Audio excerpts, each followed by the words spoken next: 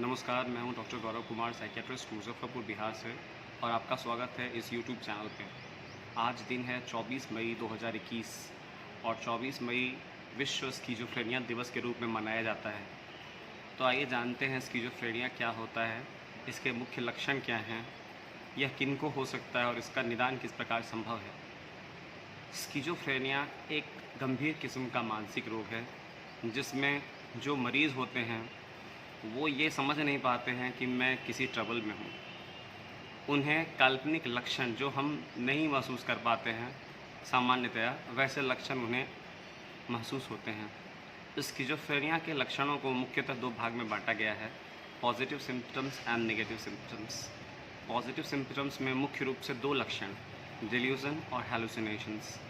मैंने पूर्व में कई वीडियोज़ में डिल्यूज़न्स और हैलुसिनेशंस को एक्सप्लेन किया है, लेकिन आज मैं फिर से आपके लिए बता देता हूँ। डिल्यूज़न एक प्रकार का भ्रम है जो वास्तविकता से परे होता है, जिसको मरीज़ सत्य समझता है और उसे तर्क या वितर्क के द्वारा दूर नहीं किया जा सकता।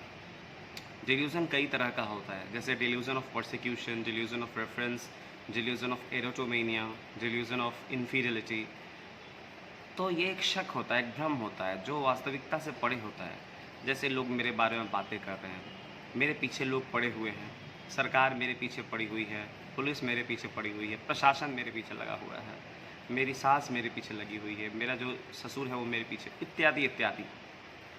डिल्यूज़न के अलावा जो मुख्य लक्षण होते हैं पॉजिटिव सिम्पटम्स में, वह होता है हैलुसिनेशंस, यानी कुछ ऐसे सेंस ऑर्गन्स का परसेप्शन, कुछ ऐसी चीज़ें जो हमें न दिखाई दे रही हैं न सुनाई दे रही हैं, किंतु जो मरीज़ है उसको दिख और सुनाई दे रहा है। मुख्यतः ऑडिटरी हेलुसिनेशंस, यानी कान से कुछ कुछ आवाज़ें सुनाई देती हैं जो हम और आप सामान्यतः नहीं सुन पाते हैं। कभी कभी पेशेंट इस बात को डिनाई करता है कि मुझे कुछ आवाज़ आती है, पर उसके लक्षण जैसे अपने अपने मुस्कुराना या अपने अपने बड़बड़ाते रहना, बुदबुदाते रहना, यह इंगित करता है कि उसे ऑडिटरी हेलुसिनेशंस है। ये दो मुख्य लक्षण हुए पॉजिटिव सिम्पटम्स ऑफ स्किज़ोफ्रेनिया के। नेगेटिव सिम्पटम्स में दो मुख्य लक्षण हैं, एनहेडोनिया और एवर्शन।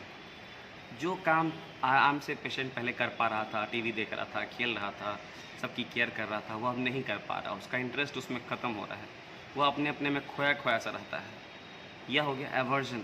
और एनहेडोनिया यानी जिस काम में उसे खुशी मिल रही थी, अब उस काम में उसे खुशी नहीं मिलती है। दुख के माहौल पे वह रिस्पॉन्ड नहीं कर पाता है, खुशी के माहौल पे वह खुश नहीं रह पाता है।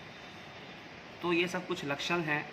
इसका मुख्य कारण माना जाता है आनुवांशिक कारण, और आनुवांशिक जिसके जैसे मान लीजिए किसी के माता पिता दोनों को स्किज़ोफ्रेनिया के लक्षण हैं, तो बच्चों में 40% संभावना है कि उसे स्किज़ोफ्रेनिया का समस्या से सामना करना पड़ सकता है आगे चल के। अगर सिर्फ एक पेरेंट्स को स्किज़ोफ्रेनिक सिम्टम्स हैं, तो 12% देखा गया है कि उसके बच्चों में स्किज़ोफ्रेनिया होने की संभावना देखी जाती है। इसमें कुछ न्यूरोकेमिकल असंतुलन हो जाता है। डोपामीन और सेरोटोनिन दो ऐसे न्यूरोकेमिकल हैं, न्यूरोट्रांसमीटर्स हैं, जो जिनका लेवल एक्सेस होने से स्किज़ोफ्रेनिया जैसे लक्षण देखे जा सकते हैं। स्किज़ोफ्रेनिया के इलाज में हमें कई बार एंटीसाइकोटिक्स का प्रयोग करते हैं, टिपिकल और एटिपिकल, जिसको ओल्डर और न्यू एंटीसाइकोटिक्स भी कहा जाता है। ओल्डर एंटीसाइकोटिक्स के साइड इफ़ेक्ट्स ज़्यादा होते हैं, न्यूअर एंटीसाइकोटिक्स के साइड इफ़ेक्ट्स कम होते हैं।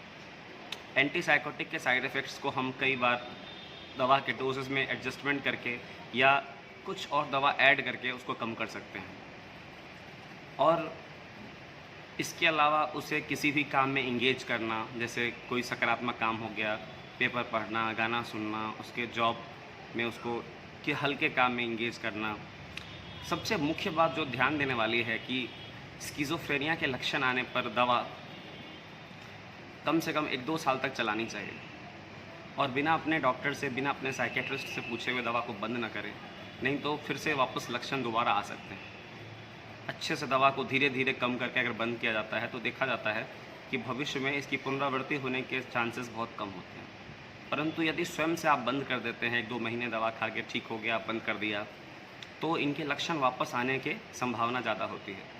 तो हम प्रयास करें कि अगर हमारे जान पहचान में कोई ऐसा व्यक्ति है, हमारे परिवार में, हमारे मित्र में, हमारे आस पड़ोस में, तो उसे हम किसी साइकियाट्रिस्ट के पास ले जाएं मेंटल हेल्थ एक्सपर्ट के पास ले जाएं, उसका अच्छे से इलाज करवाएं और उसकी दवा को नियमित रूप से खिलाएं। कोई भी व्यक्ति दवा ज़्यादा दिन तक खाना नहीं चाहता है, पर यकीन मानिए अगर कुछ दिनों तक दवा खा कर के आप इसे निजात पा सकते हैं तो खाने में कोई बुराई नहीं है। आपको ये वीडियो कैसा लगा मुझे ज़रूर बताएं, और अगर आपकी कोई क्वेरी हो, अगर आपकी कोई कुछ प्रश्न हो जो आप पूछना चाहते हो, तो मुझे फीडबैक में अपने कमेंट्स ज़रूर बताएं, और इसे अपने किसी जिसे नीडी है, जिसको ये जानकारी की आवश्यकता है, उस तक ज़रूर शेयर करें। आपका दिन शुभ हो। आपको बहुत बहुत धन्यवाद। नमस्कार।